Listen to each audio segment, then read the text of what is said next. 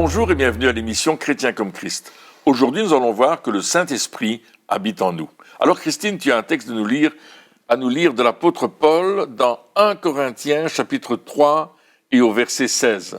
Voilà, c'est la bonne référence qui nous dit « Ne savez-vous pas que vous êtes le temple de Dieu et que l'Esprit de Dieu habite en vous ?» Et j'aime bien le mot « habite » parce que ça veut dire « demeure ». Ça veut dire que c'est là qu'il est son siège, c'est là qu'il prend son plaisir, c'est là qu'il est. C'est son adresse. C'est permanent. C'est permanente. Sa demeure permanente. Ce n'est pas seulement visite, mais il habite en vous. Mais alors, qu'est-ce que ça veut dire? Parce que on peut, c'est un peu, alors pour nous à comprendre, on a vu qu'on avait une connexion avec Dieu grâce au Saint-Esprit qui nous donne, on est né d'esprit par le Saint-Esprit. Donc, et là maintenant, on parle d'une demeure carrément en nous.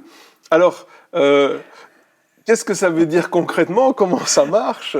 Est-ce que, alors, ça aussi, parce que des fois, il y a aussi on a entendu différents enseignements qui disent que le Saint-Esprit, il est en nous à un certain endroit, à certaines places. Est-ce que c'est réel ou est-ce que, voilà. Alors, on a dit dans l'émission précédente que nous étions morts dans nos péchés, dans nos offenses, que notre esprit était mort, mais quand le Saint-Esprit est venu en nous, il a rendu la vie à notre être spirituel, notre esprit qui était mort, et il lui a rendu la vie. Et non seulement il lui a rendu la vie, mais il demeure à cet endroit-là, dans notre esprit, dans notre être spirituel, pour que nous puissions vivre cette relation avec le Père, parce que le Saint-Esprit, c'est le communicateur, c'est le consolateur, c'est celui qui marche avec nous, qui nous accompagne tout le temps. Il est toujours avec nous, tout le temps, en nous et avec nous.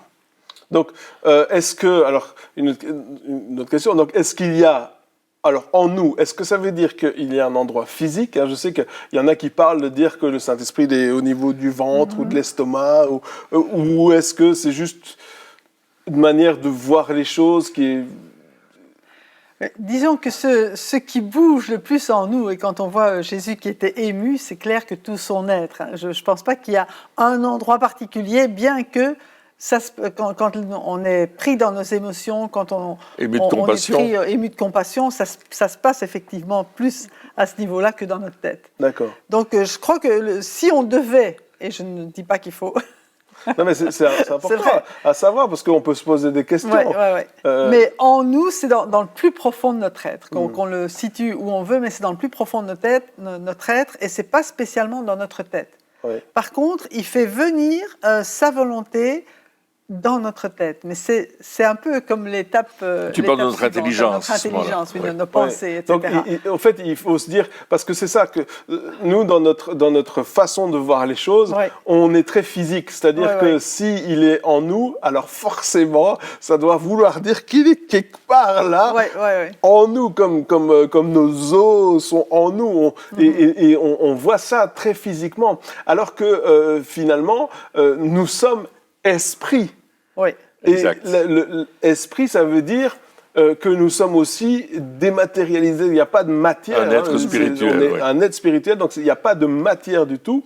Et donc, on doit peut-être arrêter d'essayer de tout mettre de l'esprit et essayer de le physicaliser. De le localiser. Parfois, des personnes vont avoir des tremblements dans les mains, vont avoir les jambes qui tremblent, vont commencer à sauter. C'est ça, on veut matérialiser l'esprit en se disant, mais forcément, il doit avoir un endroit où... Et alors, dans notre cerveau...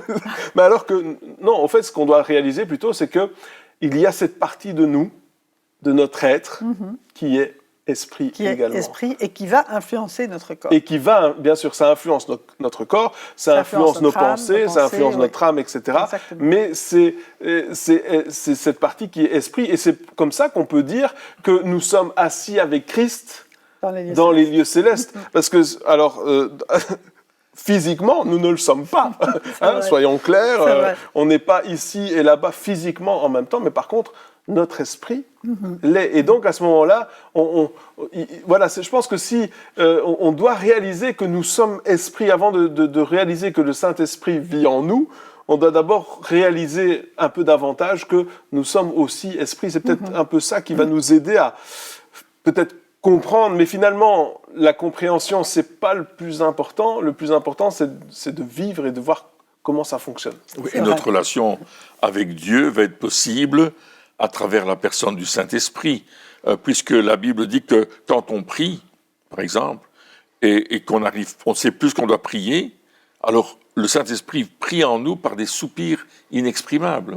Donc il y a cette relation, cette réalité de la prière. Tout est connecté. Hein. On est esprit, c'est vrai, mais l'esprit est connecté à l'âme qui est connectée au corps. Enfin, on fait qu'un, en fait. Voilà, il y a une influence qui est. C'est pas comme si on pouvait dire on est séparés, hein, trois séparés, mais tout est interconnecté, donc il va y avoir une influence. C'est ça. Et dans le même chapitre 8 de Romains que je viens de citer, il dit que le Saint-Esprit dit à notre esprit que nous sommes enfants de Dieu.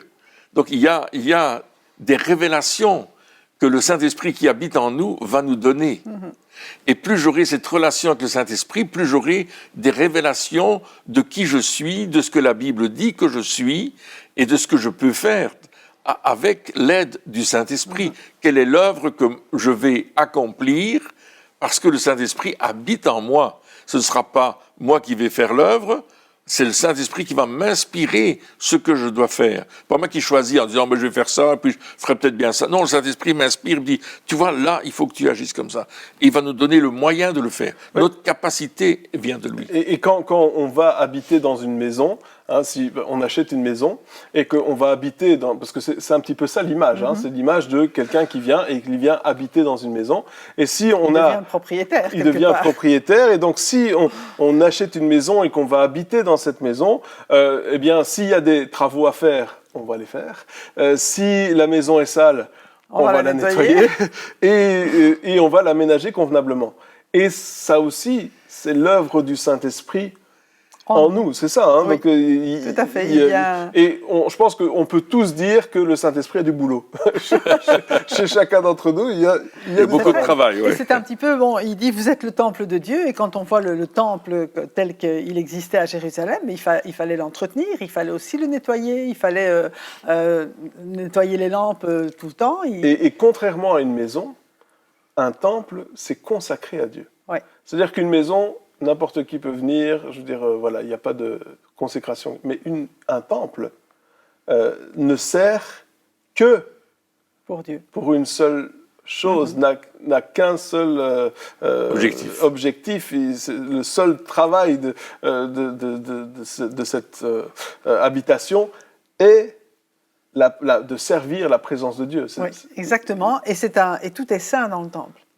Ça veut dire que notre vie aussi est consacrée à Dieu. C'est lui qui nous a mis à part, il nous a consacrés pour faire de nous sa demeure. Et comme Dieu est saint, il vient dans un temple qui est sanctifié par lui, sanctifié par le sang de Jésus, on l'a vu la fois passée. Mais il faut aussi laisser... Donc nous sommes saints. Nous sommes saints. C'est pas qu'il y a des choses à faire pour devenir saints. Nous sommes saints. On a été sanctifiés par le sang de Jésus. Voilà, et l'Esprit est saint. C'est le Saint-Esprit, c'est l'Esprit Saint qui vient faire sa demeure en nous, dans nous qui sommes saints. Et le Saint-Esprit va agir aussi en nous à tous les niveaux pour que nous demeurions, que nous vivions dans la sainteté ou plus ou moins plutôt dans la sanctification, pour qu'on adapte au fur et à mesure nos attitudes au plan de Dieu pour notre vie. Et ça, le Saint-Esprit va nous aider là-dedans. Et il va bon, vous voyez, je vais toujours... oui, c'est comme ça. C'est peut-être une manière de comprendre aussi, ou de faciliter notre compréhension. Exactement. Voilà. Et c'est important parce que parfois, le Saint-Esprit va avoir une influence sur nous de nous dire fais telle ou telle chose, et notre intelligence va dire non, c'est pas correct, c'est pas normal, etc. Et c'est là que nous devons soumettre nos pensées et notre intelligence à la voix de l'Esprit en nous qui vient de Dieu. Donc il y aura un ajustement. Des fois un combat entre l'âme et l'esprit, c'est ça. Entre notre ancienne façon de faire, notre ancienne les choses qu'on a apprises. Et puis entre ce que le Saint-Esprit nous enseigne, qui des fois est différent avec ce qu'on a appris dans notre éducation. Et donc le Saint-Esprit vient, il fait sa demeure. Ça veut dire que lorsque on laisse le Saint-Esprit faire sa demeure en nous, ça veut dire que il va faire son œuvre. Et je vais répéter, il va faire son œuvre en nous. son œuvre en nous. Donc, nous, quelque part, on doit juste dire, OK, Saint-Esprit, je te laisse venir. Oui. Et puis, quand il est en train de bouger les affaires, s'il bouge les meubles, parce que nous, on les avait mis autrement, là, on doit dire, bon, d'accord. C'est ça, on doit aussi donner l'autorisation au Saint-Esprit, mais c'est lui qui fait son œuvre en nous. Alors, le Saint-Esprit va agir profondément dans nos vies. Il va faire une réforme de nos vies. Il va réformer beaucoup de choses. Des choses que nous avons crues et qui n'étaient pas du tout ce que la Bible disait. Des façons de vivre que nous avions adoptées parce qu'on l'avait hérité de nos pères. On vivait comme ça. Le Saint-Esprit va nous rééduquer pour vivre à la façon de Dieu. Il va faire tout un travail à l'intérieur de notre vie pour que ce qui se voit à l'extérieur soit le reflet de ce qui est à l'intérieur. Et ça, c'est l'œuvre merveilleuse du Saint-Esprit. Il nous transforme. Et il nous transforme à l'image de Christ. C'est ce que la Bible dit, on est transformé de gloire en gloire à l'image de Christ. Pourquoi ? Parce que plus je vais laisser le Saint-Esprit agir à l'intérieur de ma vie, me parler, me transformer, me changer, plus je vais ressembler à Christ. Chrétien comme Christ, à travers l'œuvre du Saint-Esprit. Et là, je vais naturellement exprimer Jésus autour de moi. Je vais exprimer le fruit de l'Esprit que nous avons vu dans des émissions précédentes. Je vais exprimer cet amour qui vient de Dieu, cette joie qui vient de Dieu, cette paix, cette maîtrise de soi. Et je vais commencer à vivre différemment de ce que j'ai vécu auparavant. On parlait dans l'émission précédente de la nouvelle naissance, naître de l'Esprit, vivre à travers le Saint-Esprit, grandir, apprendre à marcher, puis à courir, etc., comme un être humain le fait. Mais là, dans les choses spirituelles, on va faire la même chose. On va apprendre à grandir et ça va se voir dans notre comportement. Je n'aurai plus les mêmes fréquentations. Je ne voudrais plus faire les mêmes choses que je faisais avant. Il y a quelque chose qui va changer. Si ça ne change pas, c'est le signe que le Saint-Esprit n'est pas en moi et que je ne vis pas de nouveau. Je ne suis pas né de nouveau, j'ai besoin à ce moment-là d'avoir cette nouvelle vie. Mais il y a des changements qui vont se produire. Je ne regarderai plus les mêmes émissions, je ne lirai plus les mêmes magazines, je ne fréquenterai plus les mêmes personnes. À un certain moment, je n'irai plus dans certains endroits parce que j'ai plus l'envie d'y aller. Oui, c'est ça.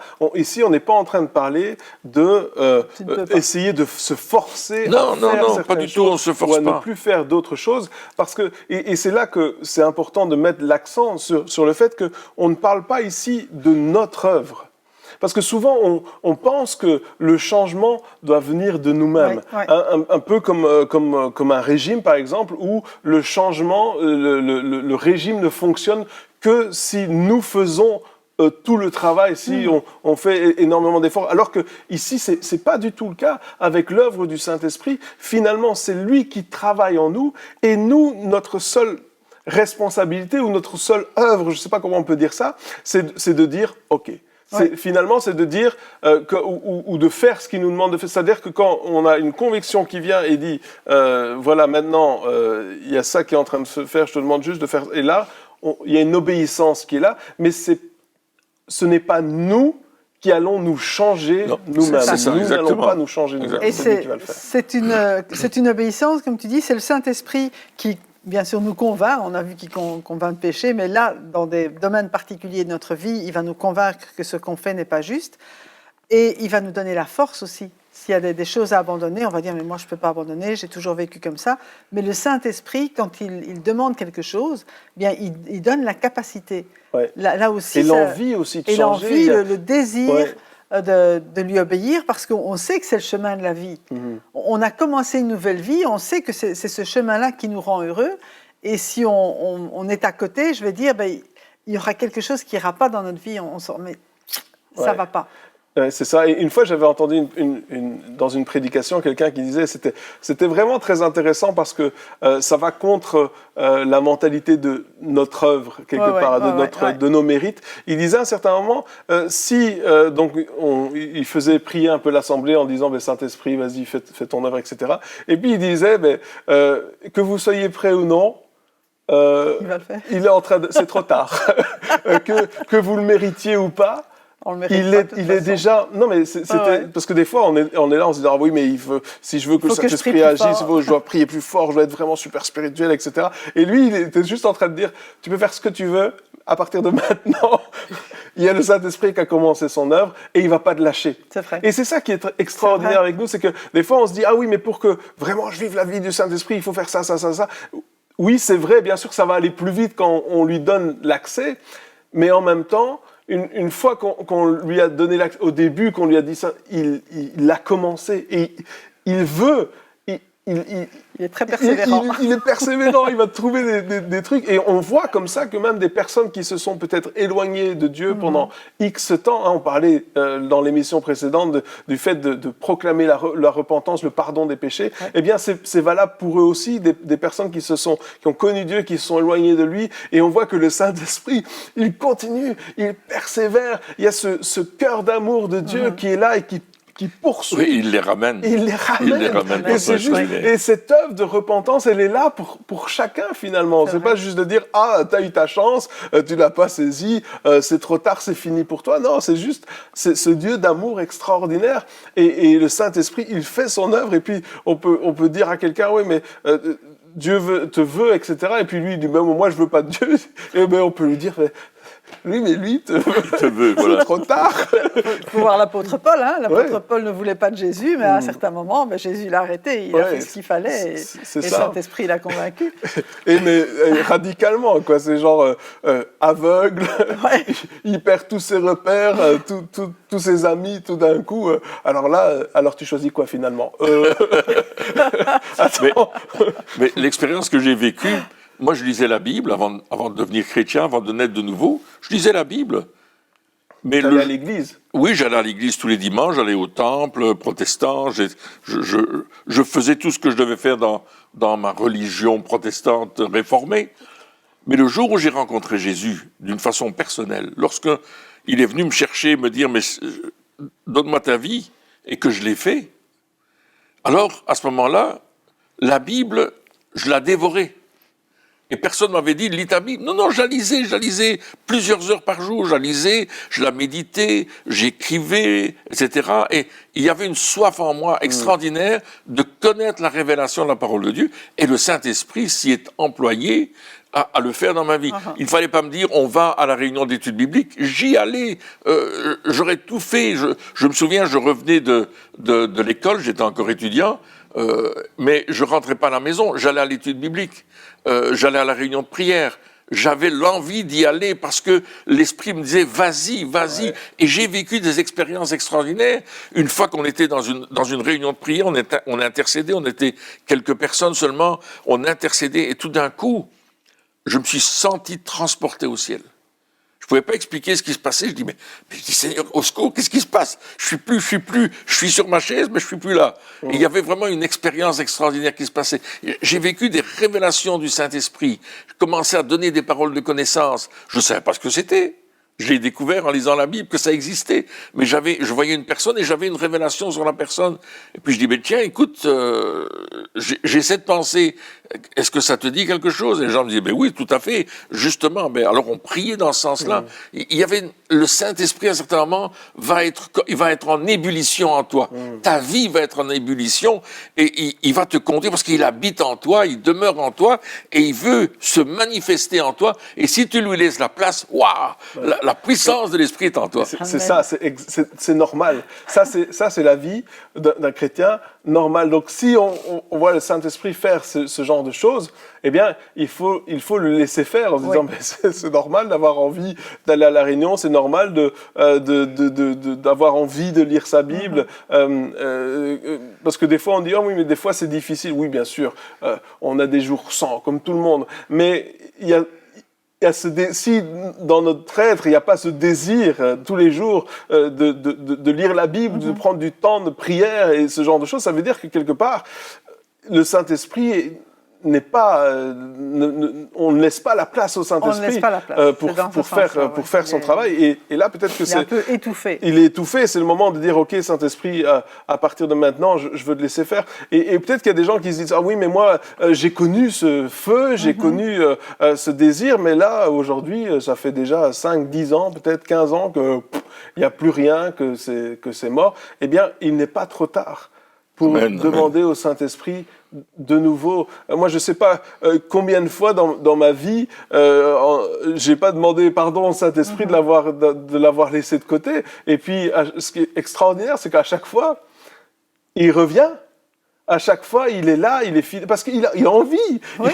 Il a envie d'agir en nous et au travers de nous. Et il ne faut pas se dire, oh mais non, il fut un temps, mais maintenant c'est trop tard.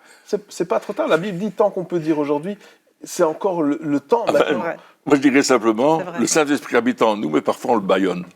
Ouais. On le séquestre. On essaye. On essaye. Mais on ne bâillonne pas le Saint-Esprit. On ne le bâillonne pas, on ne le séquestre pas. Parce que c'est un cadeau que Jésus nous a donné. Il a dit, je m'en vais au Père, je vais vous donner un autre consolateur. Oui, c'est une personne, bien sûr. Et il est dit dans Jean 14, au verset 16, « Quant à moi, je prierai le Père, et il vous donnera un autre défenseur, consolateur, afin qu'il reste éternellement avec vous. » L'esprit de vérité. Amen. Que le monde ne peut pas accepter ou connaître parce qu'il ne le voit pas et ne le connaît pas.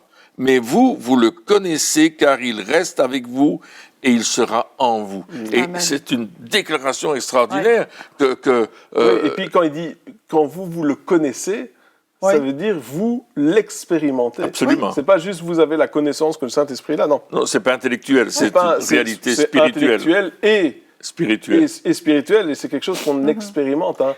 Oui, et en fait, c'est Jésus qui dit ça à ses disciples. Donc, il voit l'expérimentation, il voit la puissance du Saint-Esprit à l'œuvre tous les jours en Jésus. Et donc, il dit, pour le moment, il est avec vous, mais à ce moment-là, il sera en vous. Ça veut dire que le même esprit qui habitait Jésus et qui le faisait vivre de cette façon-là, eh bien, il est en nous maintenant. Et il va nous conduire de la même manière qu'il conduisait Jésus, avec la même puissance. Et moi, j'aime bien dans ce verset qu'on vient de lire, c'est le mot « éternellement ». Il ne te lâche pas, il est là tout le temps. Il n'y a pas un moment où le Saint-Esprit s'en va, il te laisse là. Non, merci Saint-Esprit d'être là. Avec vous. Oui, et puis, donc il habite en nous. Et puis, il y a ce passage qui dit aussi que, du coup, on ne s'appartient plus à soi-même. Oui, c'est ça. Donc, alors, on est d'accord, il fait de sa demeure en nous, c'est super, il travaille en nous, wouhou, génial. Mais là, tout d'un coup, c'est plus nous qui dirigeons. On perd le contrôle, c'est-à-dire la chose qu'on préfère, qu'on aime le plus, le contrôle, on le perd. Et Jésus, c'est ce qui s'est passé dans sa vie. C'est vrai. Tout de suite, dès qu'il a reçu le Saint-Esprit, il a perdu le contrôle, c'est-à-dire que l'Esprit Saint l'a poussé dans le désert. Oui. Donc, c'est plus lui qui décidait, c'est le Saint-Esprit qui décidait à sa place. Oui. Donc, il y a toutes ces phases qui sont là, c'est-à-dire qu'on ne peut pas dire... on vous parle du Saint-Esprit comme ça, mais on cache une autre partie. Non, il faut tout dire. Alors le Saint-Esprit, il est là, il habite, il fait une œuvre extraordinaire, mais en même temps, on doit, mais comme on le disait jusqu'à présent finalement, lui laisser le contrôle, lui dire, ben voilà, vas-y. Oui, et c'est tous ces chants qu'on chante, je m'abandonne à toi, viens, fais de moi ce que tu veux, ben, tu vas lui dire, il va le faire. Oui, c'est exactement. Oui, c'est ça. Il va le faire, mais c'est aussi, ok, on te donne l'autorisation quelque part. Hein. Donc, c'est vrai qu'on perd le contrôle, mais on le perd volontairement. Ah, tout à fait, bien sûr. Et ça, c'est ça qui est important, c'est de volontairement dire, je choisis de te donner le contrôle de ma vie pour que tu me conduises là où tu veux, là où le chemin est préparé pour moi. Il y a une bonne raison à ça. Oui. C'est que le Saint-Esprit sait mieux que nous ce que nous avons besoin. Tout à fait. Et ses plans, alors on dit ses voies ne sont pas nos voies, hein, ses pensées, mais ses plans, ses voies sont bien meilleures que les nôtres. C'est-à-dire que, au fait, en laissant le contrôle au Saint-Esprit, on est gagnant. On est gagnant parce qu'on se dit, ah oui, mais je vais perdre le contrôle. Oui, tu perds le contrôle, mais tu gagnes le bonheur. Quelque part. Tu perds le contrôle, mais tu gagnes une vie comblée, tu gagnes une vie qui vaut vraiment la peine d'être vécue, enfin la joie d'être vécue. Oui, oui, on perd, on laisse le contrôle, on le donne le contrôle, mais quelque part, on est à 100% gagnant. Oui. On est gagnant. Et l'apôtre Paul dit les choses d'une manière très forte. Il dit, avant vous étiez esclaves du péché, maintenant vous êtes esclaves de Dieu. C'est-à-dire qu'on a choisi de suivre Dieu. On choisit notre maître. On a choisi notre maître. Et il y a deux choses qui sont dans le Lévitique d'ailleurs. C'est que quand l'esclave était libre, il pouvait quitter son maître et devenir un homme libre. Il pouvait choisir de rester avec son maître. Et il pouvait choisir de rester à vie avec son maître. Et il y avait on allait clouer le lobe de son oreille sur le poteau de la porte pour qu'on se souvienne bien de qu'il était à nouveau esclave de son maître. À ce moment-là, les esclaves pouvaient rester pendant 7 ans, je pense. Et ensuite, il fallait les libérer. Et donc, au bout de 7 ans, ils pouvaient choisir de dire... non, je veux pas. Je veux rester là parce que je choisis librement de. Oui, et pour ça, il devait être percé, qui rappelait déjà l'œuvre de Jésus-Christ à la croix. Et ce fameux verset de Actes 10, 38 qui dit, vous savez comment Dieu a oint du Saint-Esprit et de force Jésus-Christ de Nazareth. Donc on voit que le Père a déposé le Saint-Esprit sur Jésus, qui allait de lieu en lieu, pour qu'il aille de lieu en lieu. Pour qu'il fasse l'œuvre, et on sait qu'il faisait du bien, il guérissait les malades. Et puis, Jésus va dire dans Jean 14, 12, qu'il allait nous permettre de faire les mêmes œuvres que lui, et même de plus grandes, parce qu'il s'en va au Père, c'est-à-dire que parce qu'il s'en va au Père, il nous envoie la personne du Saint-Esprit dans nos vies, ce que le Père a promis, et il est dans notre vie, et là, on dit oui, pleinement, Saint-Esprit, je veux être ton esclave, je veux être ton serviteur, à 100%, conduis-moi. Oui. Et quand il nous conduit, il y a une joie immense qui vient en nous, parce qu'on voit les œuvres qui se réalisent devant nous. Amen. Et les œuvres sont plus grandes parce que c'est le Saint-Esprit Alléluia. qui le fait au travers de nous. Tout à fait. Et savoir qu'on appartient à Dieu, qu'on ne s'appartient plus à soi-même, mais on sait qu'il prend soin.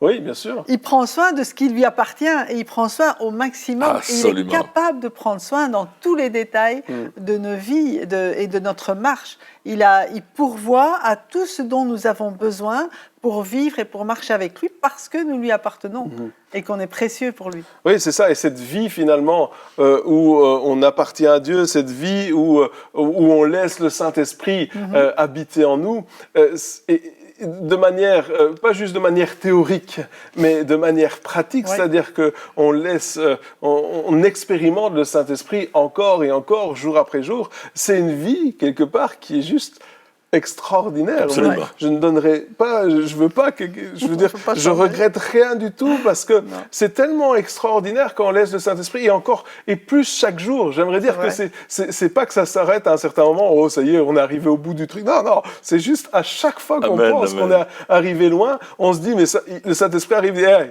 là, c'était niveau 1, on passe au 2, et puis c'est parti. Donc, je veux vraiment encourager chacun à laisser le Saint-Esprit habiter, demeurer en chacun d'entre nous. Eh bien, chers amis, merci de nous avoir suivis encore pour cette émission, et on se retrouve très bientôt pour la suite. Au revoir.